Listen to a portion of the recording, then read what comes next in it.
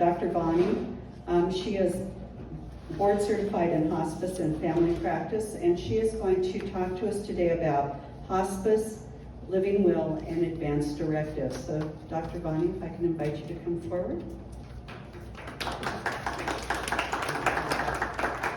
So I just wanted to do an introduction to hospice. So as you consider a loved one, a friend, yourself at some point needing hospice, I just wanted to give you ideas what it's about.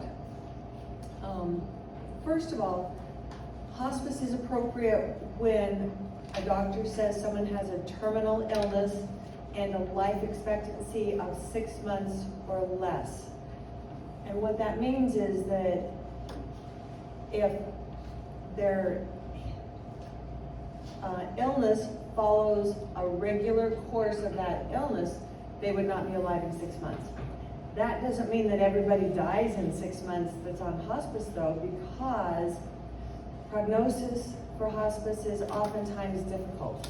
And so there's criteria that Medicare has written for how debilitated someone with a diagnosis of cancer or heart failure or stroke has to be to go on hospice. So if they meet those criteria, Medicare allows us to still do good routine care. And I've always been amazed what good routine care can do, that they may live longer than 6 months with more comfort than without hospice.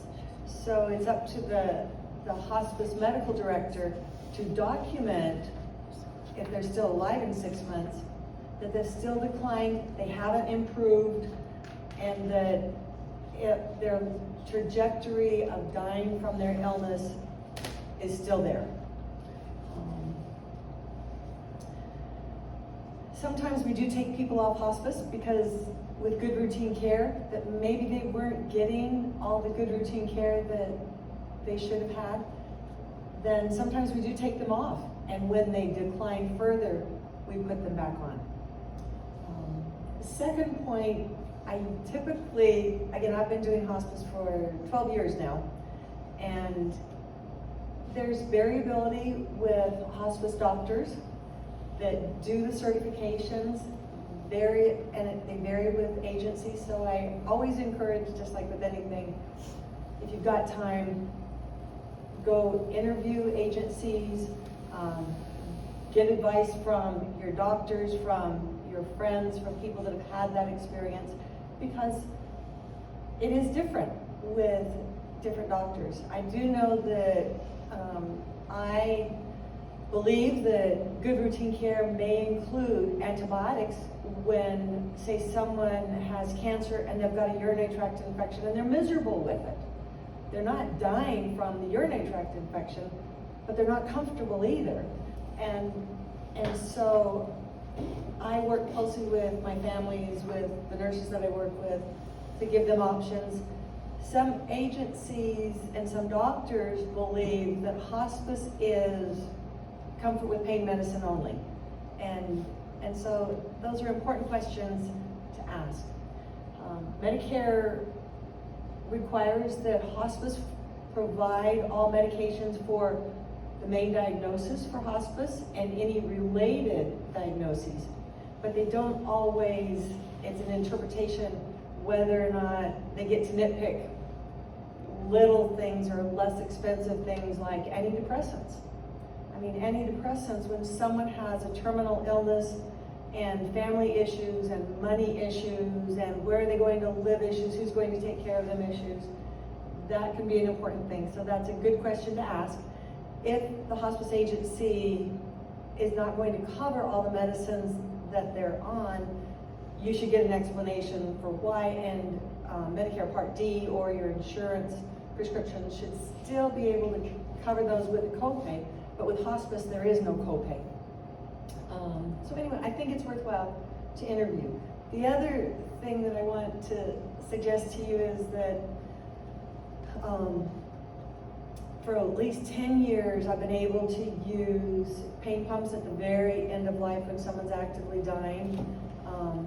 We typically were using morphine, but now can't get morphine for the pumps, and so we use another one called Dilaudid. But some agencies may not use pain pumps at the very end when pain can get very difficult to control, and so their approach to how they deal with pain is also another question you may ask if you have the opportunity to interview hospice agencies or doctors.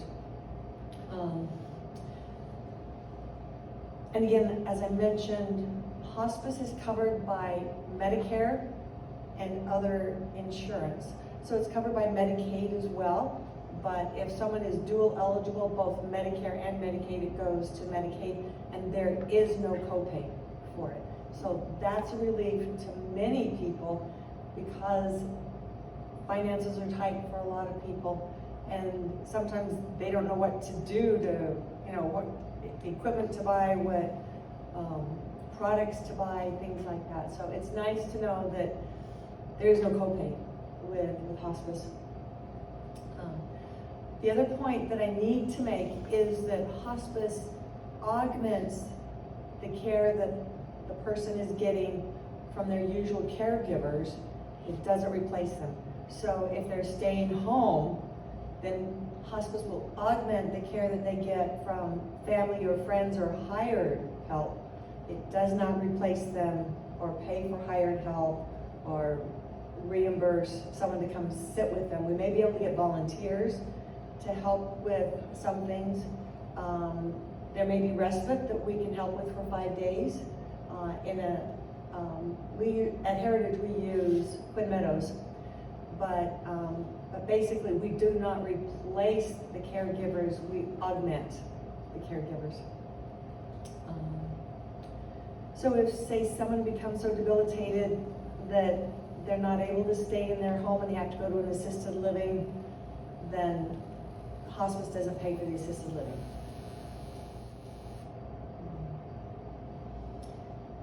The medical team from hospice includes a hospice medical director, a hospice doctor, that could be a nurse practitioner or a physician assistant that works under the supervision of a physician, because it has to be a physician that actually does the certifications. There's an RN case manager, and there's 24-hour on-call backup for the RN case manager with LPNs and experienced nurses in hospice.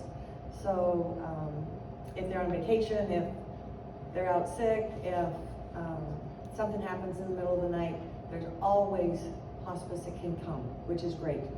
There's also a CNA as part of the team that can come to the home, to the assisted living, to the nursing home, to do the personal care, so you get, hopefully, one person that the person that's dying is used to for those intimate personal cares that can be embarrassing.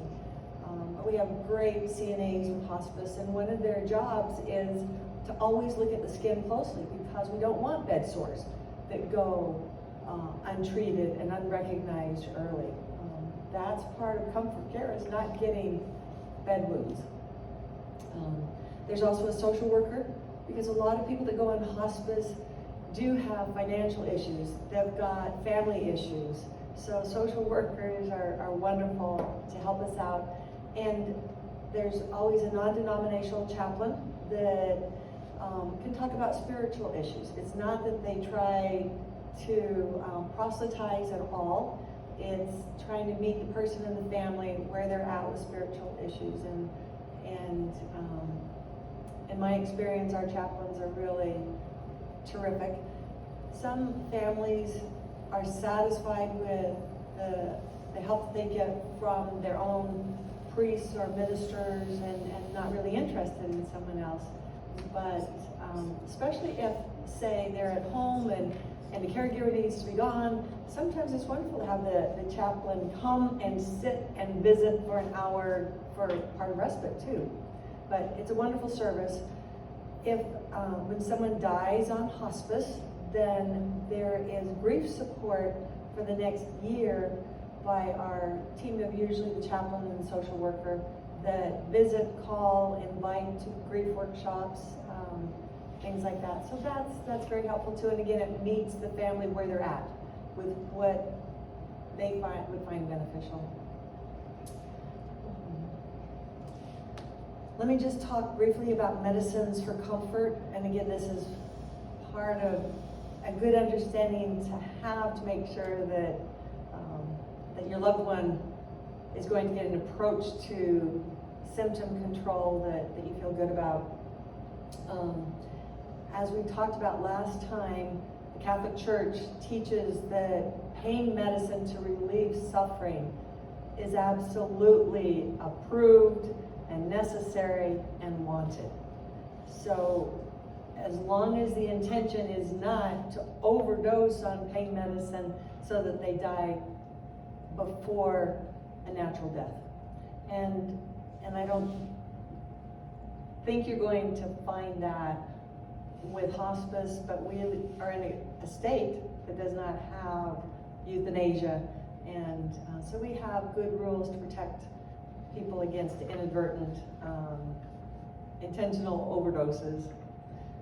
The main symptoms that with hospice that we do deal with almost any kind of hospice-related diagnosis is pain, shortness of breath, constipation, nausea, sometimes insomnia. So those are the main ones that we deal with. I deal with depression as well. And so those are all things that I look at closely with all my patients. The other thing that I look at is what medications are they on when they come on hospice, because some physicians that I have heard say we should just stop everything because we may be prolonging their dying by keeping them on a thyroid pill, or keeping them on blood pressure pills. But again, if you're going to look at what's really going to make them comfortable, people are miserable if they get terribly hypothyroid, and maybe their blood pressure is going to spike and give them headaches. So comfort can take many avenues, and I think it's just important for everybody to realize that those are all issues to talk to the hospice team, the hospice doctor, about if you think that they should be doing something that they're not doing. That Medicare allows us actually to do an awful lot, and a lot of that choice goes down to the hospice agency, because they're the ones paying the bills for all the medicines, for all the equipment, for all the services that their team provides. And sometimes, again, some of these do get more expensive, and so it takes a little bit of negotiating, because you have to be the advocate for your loved one on getting them the routine care that you think they should have to live as comfortably as they can until we go to heaven.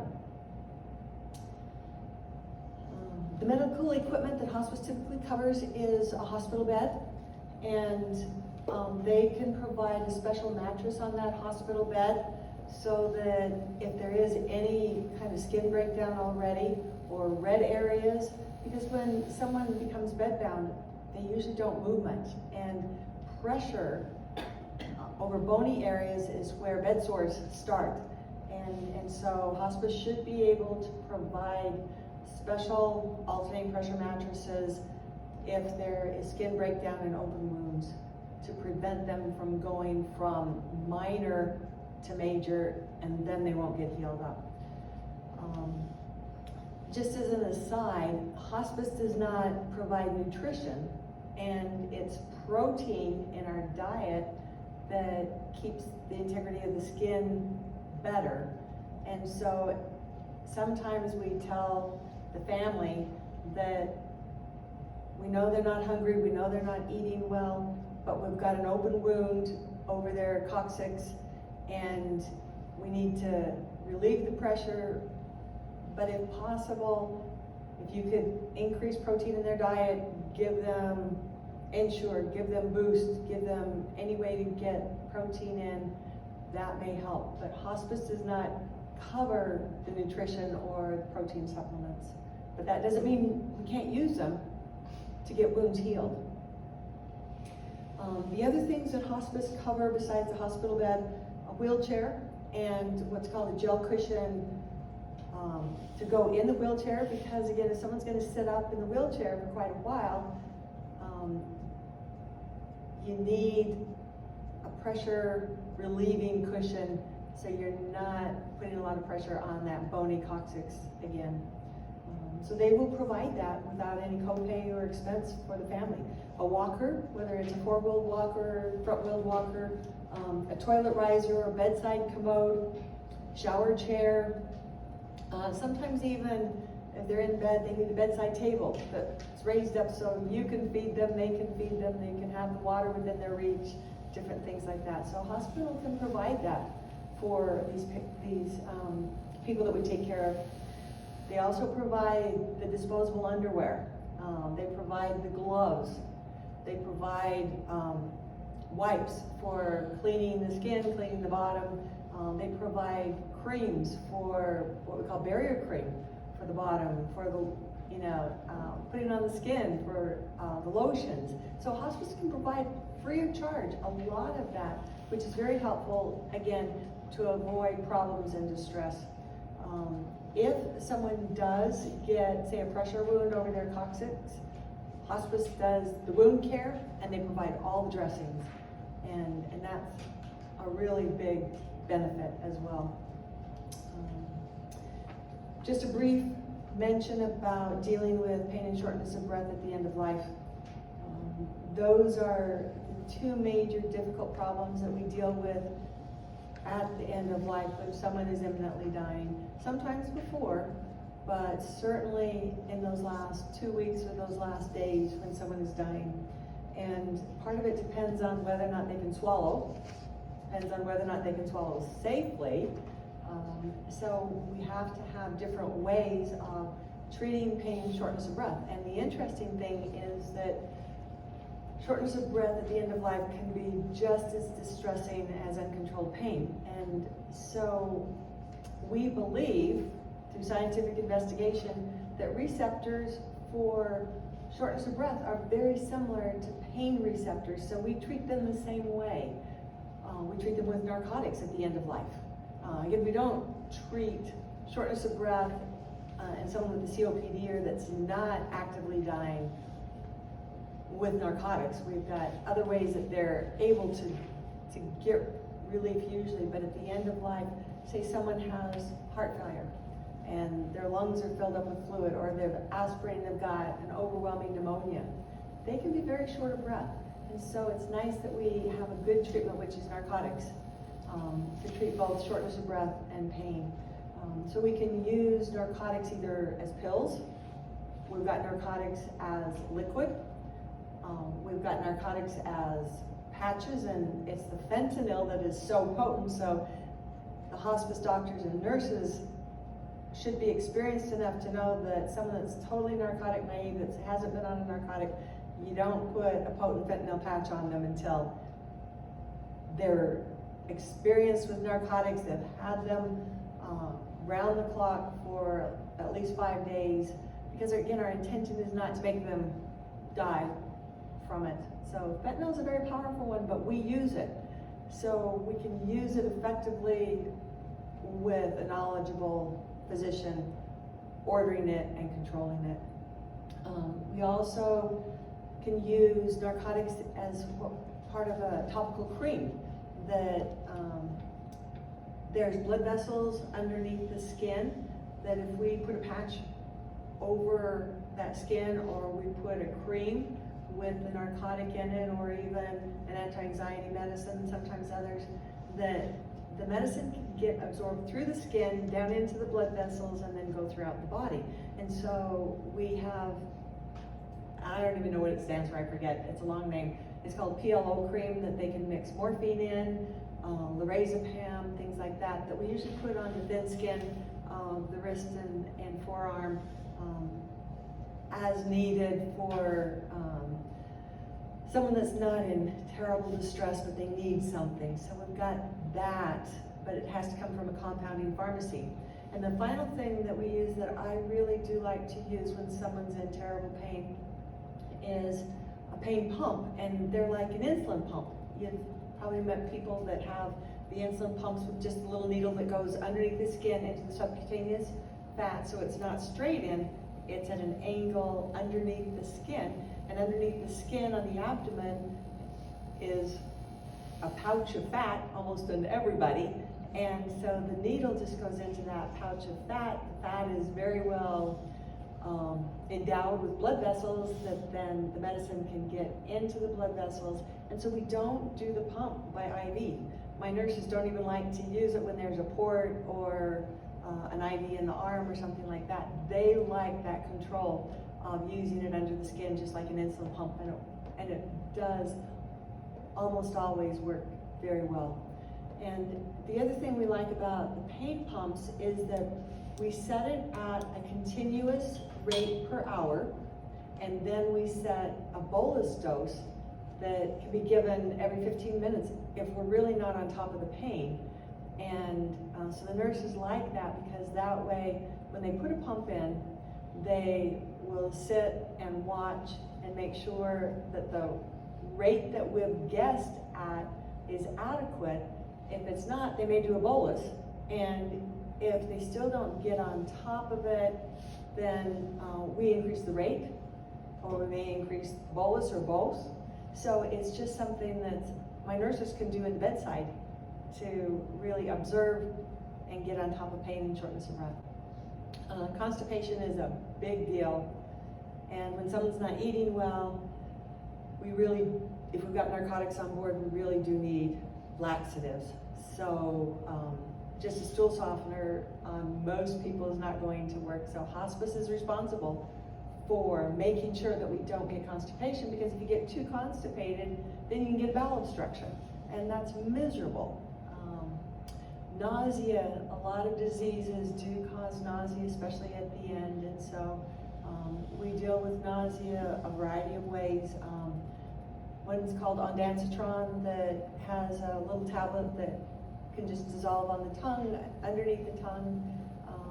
Sometimes nausea is so bad and they're throwing up, we have to use like a Phenergan suppository, different things like that. But hospice can do that, because the whole point is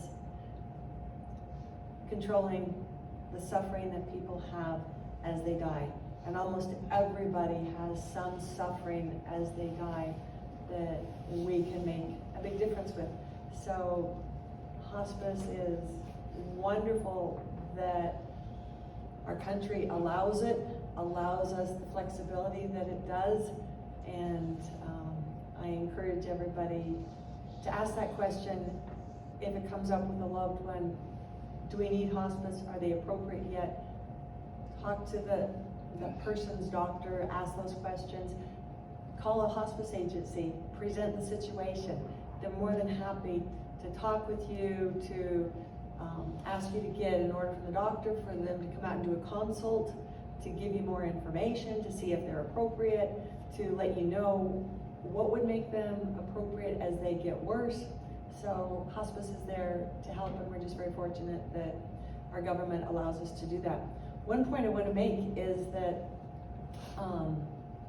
Idaho had an important hand in starting hospice in the United States, in Frank Church, our Senator Frank Church, because back in the 1970s, he had already gone through cancer, testicular cancer, when he was a young man, survived it somehow. And when the hospice movement in England was taking off, and they were coming here to tell American healthcare providers about hospice, Frank Church, and I can't remember the senator's name from Utah, introduced the first bill into the Senate to approve hospice. And it was not actually approved until after he was out of the Senate, and he died soon after hospice was approved from pancreatic cancer. But he knew it was important, and he started pushing for it. Any questions about hospice? So if you, as a patient, go on to hospice, can your own doctor continue to direct your care, or does the medical director from hospice have to take over? CMS rules are that you decide, which is wonderful. You decide if you want your own physician to be what's called your attending physician.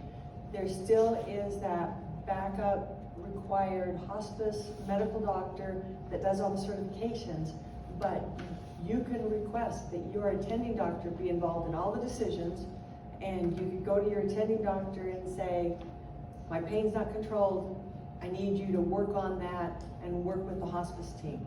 So that's allowable. They can bill Medicare for the services that they provide you with face-to-face visits, or, you know, what's still allowed now are the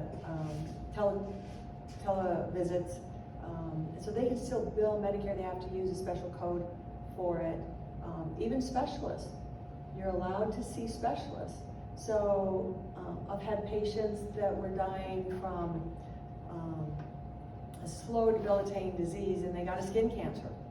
And she had heart failure, but the skin cancer was on her jaw and obviously growing, and we didn't know exactly whether or not the skin cancer was going to become so unsightly and painful but we did not say it was part of what's going to kill her. It's just this anticipation. And we told the dermatologist the codes to use, and she got it taken off. And so lots of things like that are allowed by Medicare, surprisingly. Anything else?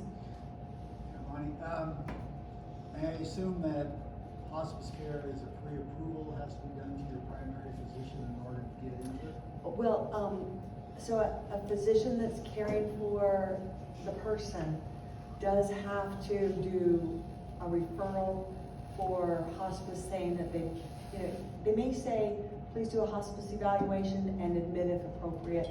And then they should say what the diagnosis is, but sometimes they don't pick an appropriate one. So part of that evaluation process can be looking through all the medical records to find an appropriate diagnosis and then get them admitted. So you're right, there has to be not a prior approval, but a physician order to either admit or evaluate and then admit if appropriate.